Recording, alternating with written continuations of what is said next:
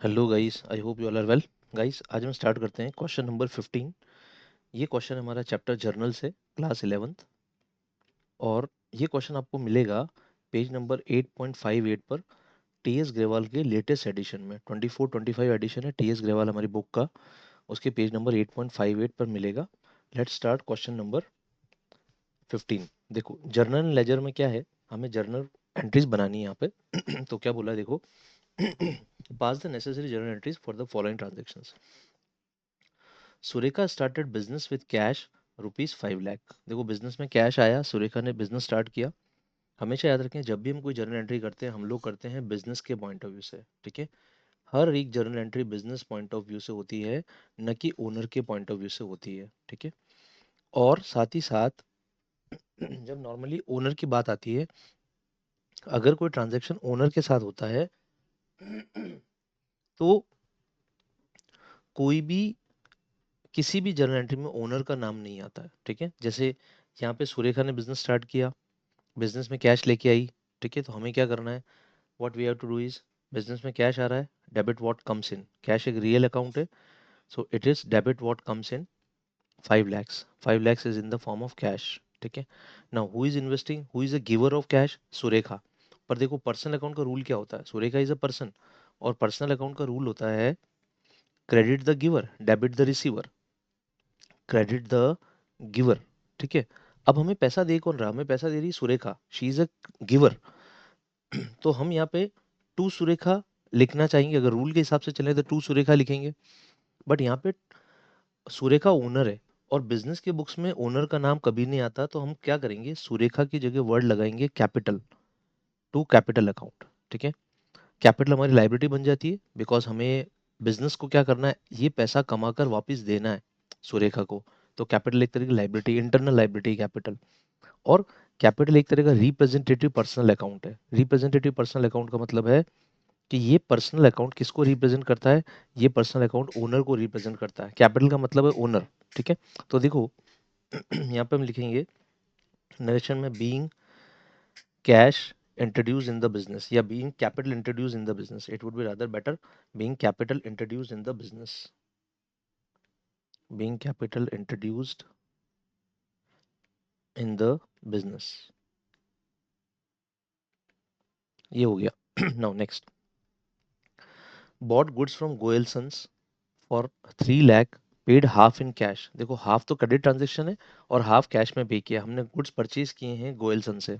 देखो, हमेशा याद रखो, जब भी कोई क्रेडिट ट्रांजेक्शन होता है ना दोस्तों, ठीक है, तो क्रेडिट ट्रांजेक्शन होने का मतलब है पार्टी पिक्चर में आ जाती है। जिस पार्टी के साथ हमने क्रेडिट ट्रांजेक्शन किया है, वो पार्टी अकाउंट हमारी बुक्स में आ जाएगा। अब पार्टी हमारे लिए क्या है, पार्टी हमारे लिए पर्सन है। पार्टी में भी आर्टिफिशियल पर्सन और पार्टी में भी नेचुरल पर्सन। तो जैसे ही कोई पर्सन पिक्चर में आया, कौन सा रूल अप्लाई हो जाएगा, पर्सनल अकाउंट का रूल अप्लाई हो जाएगा। ठीक है, तो यहाँ पे हम कैसे अप्लाई करेंगे, देखो, सबसे पहले हमने गोयलसन से गुड्स परचेज किया, हम एंट्री करेंगे purchases account debit, purchases account debit. ठीक है, गुड्स परचेज किया, ये हमारा एक्सपेंस है। जब भी हम गुड्स परचेज करते हैं, उसको एक्सपेंस मान के डेबिट करते हैं, और गुड्स नाम कभी नहीं आता, परचेजेस वर्ड यूज में आता हमेशा। ठीक है, तो परचेज अकाउंट डेबिट 3 lakhs।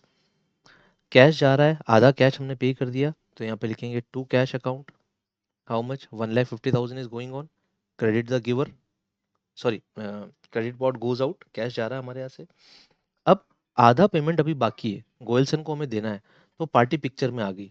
और जैसे पार्टी पिक्चर में आई, पर्सनल अकाउंट पिक्चर में आ गया। पर्सनल अकाउंट का रूल क्या है, credit the giver and debit the receiver. यहाँ पे गोयलसन हमारे लिए क्या है, यहाँ पे गोयलसन हमारे लिए गिवर है। गिवर कैसे, उसने हमें गुड्स दिया है। ठीक है, ही इज अ गिवर, तो credit the giver to Goelson account. इसको क्रेडिट करने से हमारी लाइबिलिटी बन गया।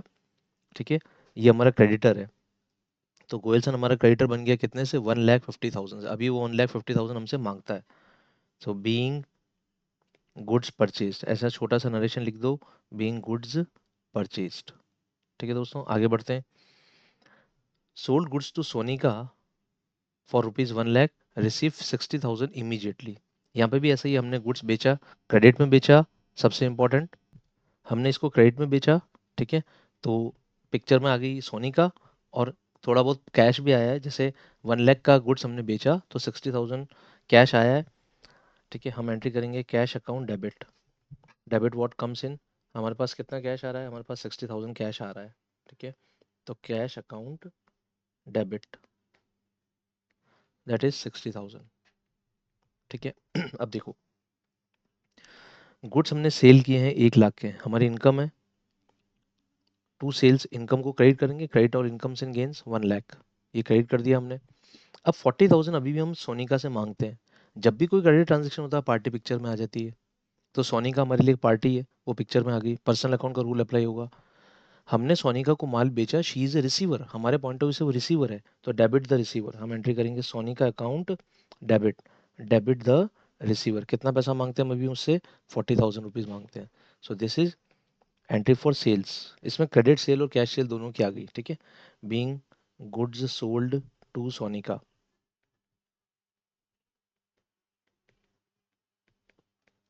ठीक है, नेक्स्ट देखते हैं 10% of the goods return by Sonika being defective. अब देखो, सोनिका से हम 40,000 रुपीज मांगते हैं, सोनिका हमारी बुक्स में 40,000 डेबिट है। ठीक है, सोनिका अकाउंट हमारी बुक्स में डेबिट है 40,000, और इसने 10% गुड्स रिटर्न बैक कर दिए। 10% कितना हो जाएगा, 1 लाख का 10%, तो 1 लाख का 10% कितना हो गया, 10,000। 10,000 के गुड्स रिटर्न बैक कर दिए। ठीक है, तो हम लोग क्या करेंगे, वैसे भी हम सोनिका से 40,000 मांगते हैं, जब भी गुड्स रिटर्न बैक होते हैं सेल्स रिटर्न अकाउंट को डेबिट करते हैं। ठीक है, देखो कैसे, इसको कैसे समझेंगे, अगर आपने माल बेचा तो आपने सेल्स अकाउंट को क्रेडिट किया। ठीक है, अगर ये माल रिटर्न बैक आ गया तो सेल्स रिटर्न अकाउंट को डेबिट करेंगे, इसका ऑपोजिट हो जाएगा sales return account debit. How much, 10,000 goods return back आ गए सोनिका को क्रेडिट कर देंगे because she is a giver, उसने हमें माल वापस से भेजा है, तो शी इज ए गिवर, तो to Sonika account credit the giver, to Sonika account 10,000। अब देखो सोनिका को हमने यहाँ पे क्रेडिट कर दिया 10,000 से, being goods return by Sonika, return by Sonika, ये एंट्री हो गई हमारी। अब देखो 10,000 के गुड्स रिटर्न बैक हुए, सोनिका को हमने यहाँ पे क्रेडिट किया। देखो सोनिका हमारी बुक्स में डेबिट थी पहले 40,000 से, हमने उसको बाद में क्रेडिट कर दिया कितने से, 10,000 से। तो अब देखो सोनिका अब हमारी बुक्स में नेट डेबिट कितनी है, 30,000, माइनस कर देंगे, 40 में से 10 को माइनस कर देंगे, मतलब अभी सोनिका से हम 30,000 रुपये मांगते हैं, पहले हम 40 मांगते थे, बट 10,000 के गुड्स रिटर्न बैक आ गए, तो हम उससे कितना मांगते हैं, हम उससे अब 30,000 रुपये मांगते हैं। ठीक है दोस्तों, अब देखो paid to Goelsons 1,40,000 in full settlement. देखो गोयलसन हमसे गोयलसन कितना मांग रहा था, गोयलसन हमारा क्रेडिटर था 1,50,000 से, 1,50,000 हम पहले दे चुके थे। ठीक है, 3 लाख के परचेज के अगेंस्ट में 1,50,000 और मांगता था, तो गोयलसन हमारा क्रेडिटर है कितने अमाउंट से, 1,50,000 से। देखो अब गोयलसन हमारा क्रेडिटर है ना, तो उसकी रेंज हमारी बुक्स में क्या है, उसका बैलेंस हमारी बुक्स में क्या है गोयलसन का, गोयलसन का बैलेंस है क्रेडिट, क्रेडिट कितना, 1,50,000 क्रेडिट है, मतलब वो हमारा क्रेडिटर है। देखो यहाँ पे आपने क्या किया, गोयलसन को क्रेडिट किया ना, ये देखो आप यहाँ पे गोयलसन को आपने क्रेडिट किया है, तो क्रेडिट किया है तो मतलब वो आपका क्रेडिटर है। ठीक है, क्रेडिट में उसका बैलेंस अभी भी क्रेडिट में पड़ा है क्योंकि आपने पहले क्रेडिट किया था। अब देखो जब हम गोयलसन का फुल सेटलमेंट पेमेंट कर रहे हैं, तो हम यहाँ पे लिखेंगे टू कैश। ठीक है, टू कैश अकाउंट 1,49,000, हम फुल सेटलमेंट कर रहे हैं, 1 लाख 1,000 रुपये में डिस्काउंट दे रहा है, और डिस्काउंट हमारी इनकम है, हम डिस्काउंट को क्या करेंगे, क्रेडिट, क्रेडिट और इनकम्स एंड गेन्स, तो टू डिस्काउंट रिसीव्ड अकाउंट।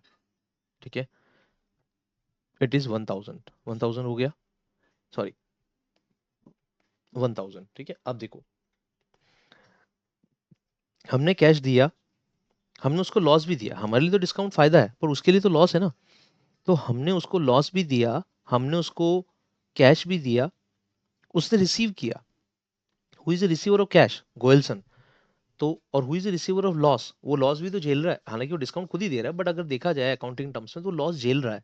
ठीक है, तो who is the receiver of loss, Goelson, who is the receiver of cash, Goelson, debit the receiver, Goelson पे वैसे ही पर्सनल अकाउंट का रूल लगेगा, गोयलसन अकाउंट डेबिट, गोयलसन को डेबिट कर दो कितने अमाउंट से, 1,50,000 से, वैसे भी फुल सेटलमेंट हो रहा है, तो गोयलसन को पूरा डेबिट कर दो। अब देखो गोयलसन हमारी बुक्स में क्रेडिट था 1,50,000 से, उसे डेबिट कर दो 1,50,000 से। अब गोयलसन हमारी बुक्स में जीरो हो गया क्योंकि जितना क्रेडिट था हमने उतना ही डेबिट कर दिया, जीरो हो गया। ठीक है, आगे देखते हैं amount due from Sonika is not receivable. देखो सोनिका से हम कितने मांगते थे, 40,000 हम मांगते थे, 10,000 के उसने गुड्स रिटर्न बैक किए, अभी हम उससे मांगते थे 30,000।